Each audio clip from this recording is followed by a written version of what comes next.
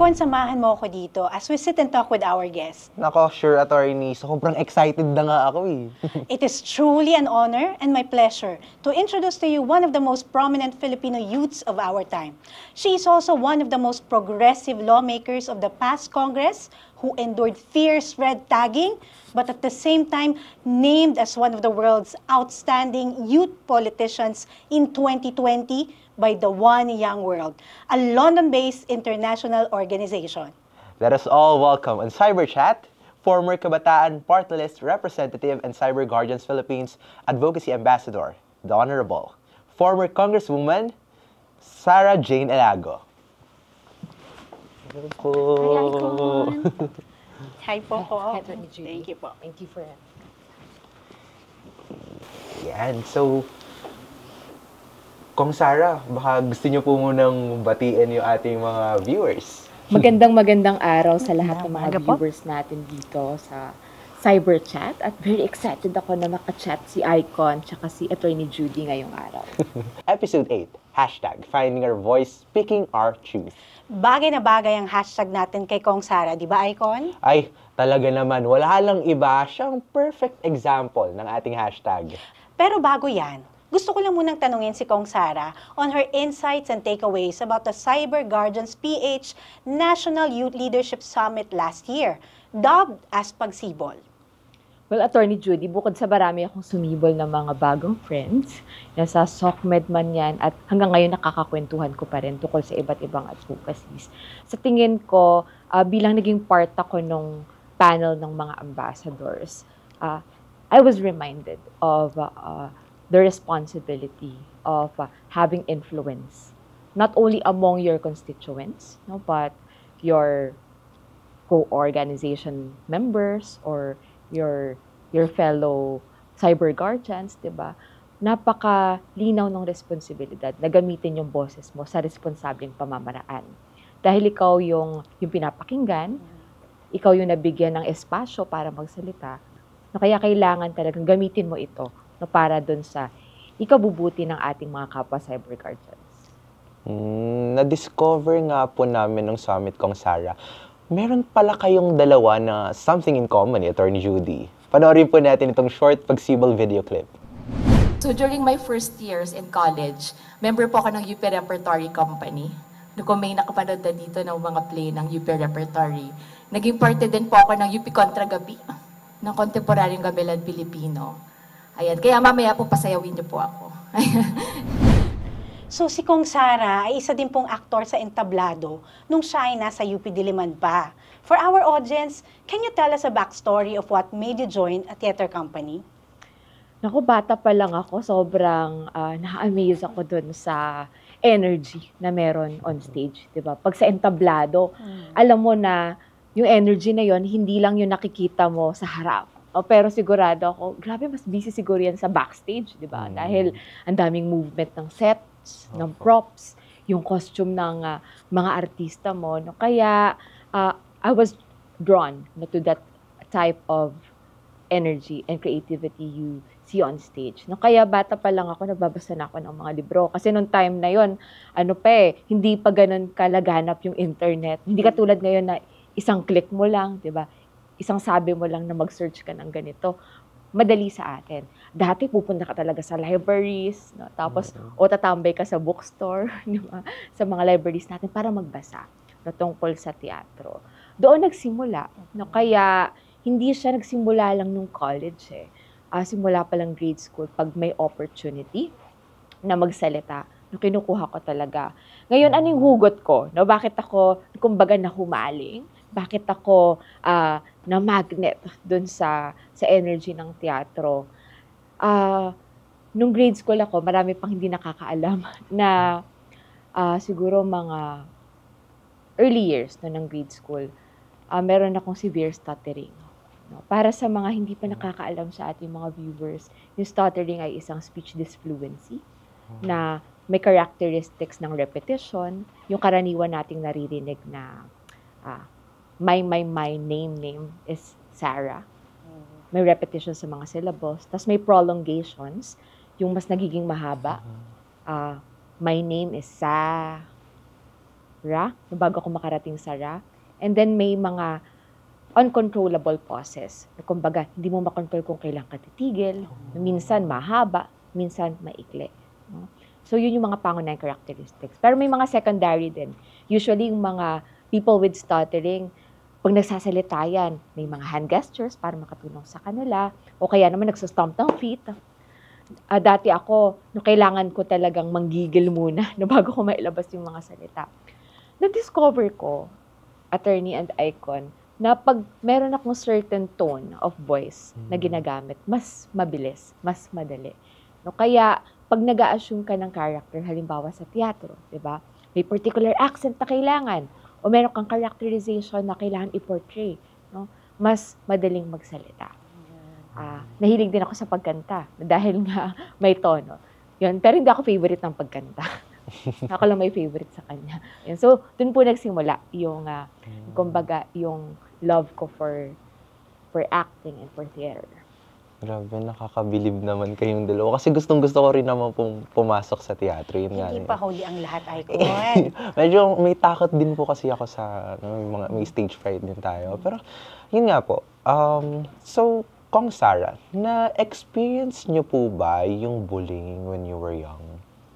Ay, hindi madali ito na topic kasi sa totoo lang, kahit ilang dekada ning nakalipas simula nung grade school ako, naalala ko pa rin kung gaano siya kahirap at kung gaano kasakit na magkaroon sa'yo ng judgment yung mga tao nang batay lang sa kung paano ka magsalita. So, pero kung babalikan ko, na-realize ko na madami man yung minsan natatawa o tumatawa. O minsan hindi talaga nila makontrol na mag-react dahil dun sa stuttering. Meron palaging isa, dalawa na mga kaklase mo, kaibigan o teacher na magsasabi na okay lang yan, magsalita ka lang. Kahit pa minsan natatawa rin kami, pero gusto ka namin marinig. Kaya sa tingin ko yung ganong tipo ng suporta at yung tiwala na binibigay nung mga may pakialam sa'yo, yung mga may care sa'yo. Sa tingin ko yun yung nag-inspire sa akin na kayanin to, no? Na mag-practice, mag-exercise ng speech, magpalawak pa ng horizons na kung saan pa ako pwede makapag-practice magsalita. At yun nga yung isa, through theater. Sigurado ako, Icon, kung pag mapapanood kayo ng mga teachers nyo, proud na proud sila kung saan ka po nakarating ngayon. Totoo. Doon sa nakwento ko, nais ko lang din i-share na ganun kahalaga talaga yung suporta, lalo-lalo na sa mga bata. No? Yung ipakita sa kanila na meron silang potensyal at handa tayong sumuporta para maabot nila yung mga pangarap nila. So, to me, no, that really made a difference. The love and support from family, friends, classmates. Nakatulong din sa akin mag-manage. Apart from the technical practice, nakatulong sa akin yung pagkakaroon ng dahilan na kung bakit mahalagang magsalita at kung bakit mahalaga yung boses. At dito na pumapasok yung advocacy na bilang isang tao na may stuttering, may boses ako at yung boses na to pwede rin na makadagdag sa inspirasyon ng iba para magsalita rin. No? Para sa interest nila, para sa mahal nila, para sa mga gusto din nilang gawin. From stuttering to becoming the National Union of Students in the Philippines or NUSP President, paano kayo na-involve sa student politics? Actually, nanggaling din sa performance eh. Bukod sa UP Repertory Company, naging part din ako ng UP Contra Gapi. It's an ensemble ng gamelan. So, different musical instruments from Southeast Asia, from around the globe. Nagsasama-sama para lumikha ng sayaw, ng awit, ng performance. Nagkaroon ako ng opportunity to go around the country, to meet people from various communities sa iba't ibang lugar sa bansa natin. At nakita ko na minsan nagrereklamo kami sa UP sa facilities, no? Pero sa iba palang mga pamantasan, kulang na kulang talaga sila ng gamit, diba? Tapos ang dami kailangang improvement ng mga facilities nila. Kaya doon ko na-realize na marami pang mga pwedeng gawin, no? Pagdating sa improvement ng quality ng education. Kaya nagkaroon ako ng opportunity na maging involved sa student council mga third year na ako. No? Nung naimbitahan ako na sumali, parang doon nasabi na, pag student council kayo, ito yung mga pwedeng gawin, yung mga programs tayo, projects, ayan. Kaya, from there, no, sa college, no, sa student council, yung NUSP kasi grupo siya ng mga student council sa buong bansa. Yun. Na-invite din kami na maging part ng NUSP. Ang naging banner call namin on higher budget for public universities and colleges. So, from a performer nun sa UP, na-push ako na dahil nga na-expose ako, ganito pala yung kalagayan sa ibang universities. Magandang opportunity to na para may gawin tungkol dun sa kakulangan ng budget sa mga pampublikong pamantasan. Kaya po ako napasama sa NUSP. Oh, yun pala yun. Kasi totoo naman na maraming university sa bansa, yung kulang talaga sa facilities and nagkukulang din sa support, especially sa mga artist. So, yun nga po. Kaya nga po sa aming kabataan, you are parang our supreme idol. Kasi grabe talaga eh. Totoo. And it was not an easy and smooth ride for you, Kong Sara. But because of your determination, perseverance, and will to overcome something that hinders you from expressing yourself, well, na-overcome nyo na yung pagiging or yung biggest hindrance na yan. At para sa kapwa ko kabataan who are facing challenges due to certain physical or even emotional and mental issues, let us remember Kong Sara's story and use it as an inspiration para labanan yung mga challenges na ito. Ayan, sa akin siguro, yung Supreme Idol, parang isa siyang bagay or isa siyang tawag na hindi lang ako eh. Ganyan. Kasi sa karanasan ko talagang ang laki ng parte nung tayo. O, yung kami, yung natin.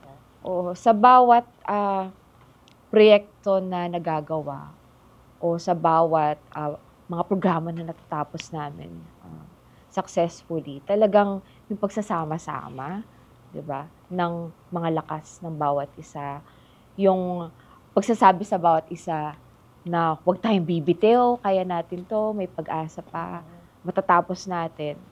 At yung pagkakaroon din ng tiwala dun sa pwedeng gawin ng bawat isa. Yun sa tingin ko yung nagpanalo sa maraming laban ng mga estudyante at ng mga kabataan. Halimbawa dun sa kinikwento ko kanina na panawagan namin para sa higher budget. Nung panahon na yun, parang daan-daang milyon yung nadagdag sa budget, hindi lang ng UP, pero sa ibang mga pamantasan. At nasa na tayo ngayon? Dati, higher budget lang yung hinihingi natin para sa kada university. Ngayon, meron na tayong batas no, para sa libreng pampublikong edukasyon sa mga kolehiyo. No, kaya, kumbaga, yung laban na yan nagpapatuloy, nagpapaunlad. At yung tagumpay natin, no, hindi lang siya tagumpay ng henerasyon natin. Kinikilala namin yung mga sakripisyo ng lahat ng nauna sa atin. Na nagsabi na posible pala na magtulak ng pantay na karapatan para sa lahat. Kung magsasama-sama tayo at hindi natin susukuan yung laban para sa karapatan. Laban hanggang huli. At saka collective effort talaga. Yes, Kong. yes. Ang ganda na. Noong 2016, Kong Sara, you became the youngest female lawmaker of the country as a representative of the Kabataan Party List to the House of Representatives. Paano po kaya yung pakiramdam na kayo yung pinakabata sa gitna ng napakaraming mas may experience sa inyo na kongresista na mas matatagal nang nasa kongreso? Hindi po ba kayo parang na-insecure? Sa totoo lang, napuno talaga ako ng excitement. No? Kasi, kumbaga, ang dami namin gustong dalhin sa kongreso na gusto nating maipanalo. Ang naging key na my 2 terms, that's from 2016 to 2022, you should have a clear agenda. And you have to focus on getting those things done. Kung hindi man siya matapos bilang batas, paabutin mo sa pinakamalayo niyang pwedeng maabot. No? Kung sa plenaryo man yan hanggang sa Senado. Yung focus na yun sa tingin ko, yung nagbigay sa amin ng inspirasyon para walang sayangin na araw, walang sayangin na oras. At lahat ng ginagawa namin, buslo yung efforts no, para sa pagkakamit ng agenda na yun. Number 1 yung karapatan sa edukasyon. So, nandyan yung universal access to quality tertiary education ngayon. Milyon-milyon na yung nakikinabang, diba? Sa libreng kolehiyo, sa state at local universities and colleges. Though alam natin marami pang challenges. Marami pang challenges sa implementation. Gusto natin mapalawak yung coverage niyan. Pero malaking tagumpay na rin. It's something, before kala namin, imposible. Marami nagsasabi na imposible. Pero nakita ng kabataan na meron tayong fiscal space no, to do this. No? May pondo tayong pwedeng gamitin. Bakit hindi natin siya gawin? So, that's one. Number two, pagkatapos mo mag-aral, maski nga kahit hindi ka patapos ng pag-aaral, marami na nag-iisip kung paano makakatulong sa pamilya. Diba? So, ang kasama din sa agenda yung tungkol sa trabaho at yung kabuhayan. No? Nandiyan din yung gender equality, na pagkapantay-pantay ng lahat, no? Ng walang diskriminasyon, yung pagtatanggol ng ating kalikasan, paglaban sa korupsyon, yung pag-uphold ng human rights. No? So, yan lang yung ilan doon sa mga parte ng agenda. Isa siyang bagay na lagi namin ina-update kada taon. No? Para kumbaga, walang mawawala. Na lahat tayo nakatingin sa isang vision, no? Para sa mas magandang bukas para sa mga kabataan. Kaya, sa tingin ko yung ganong type ng focus.